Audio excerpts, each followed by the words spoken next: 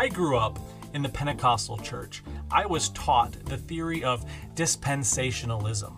This is the idea that God deals differently, different dispensations of grace to different people in different generations.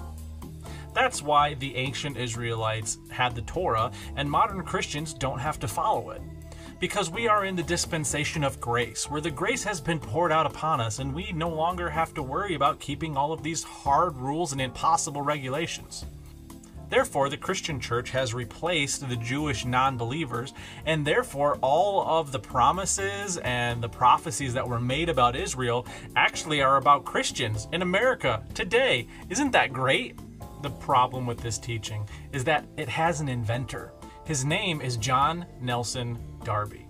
He was an Anglo-Irish Bible scholar. In the 1820s, he had this revelation from God, and he started teaching this dispensational theory all throughout the churches in Ireland and then England. This is the part where D.L. Moody makes an appearance. D.L. Moody was an evangelist from the Chicago area in USA.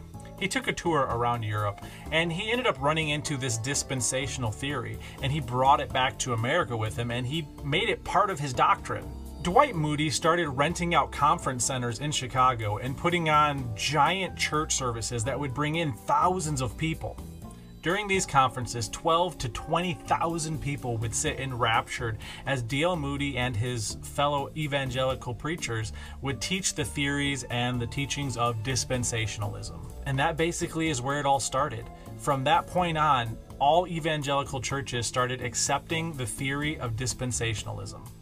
I couldn't be more proud. What a splendid future you have, little one.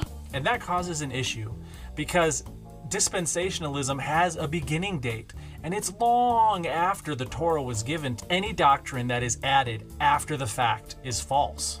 As Deuteronomy tells us, do not add or take away from the word that I give to you today. The instructions of the Father are forever. They were given at the beginning, and they're going to go through eternity. According to dispensationalism, the new covenant is the dispensation of grace, where all of that was wiped away, and we have new life in disobedience. But I submit this to you today. Any doctrine that comes after Deuteronomy is false. Dispensationalism has a start date. It's about 1820. That's a long time after Yeshua. That's a long time after Deuteronomy. That's a long time after Adam. Adam was a priest and he taught his sons to do Torah.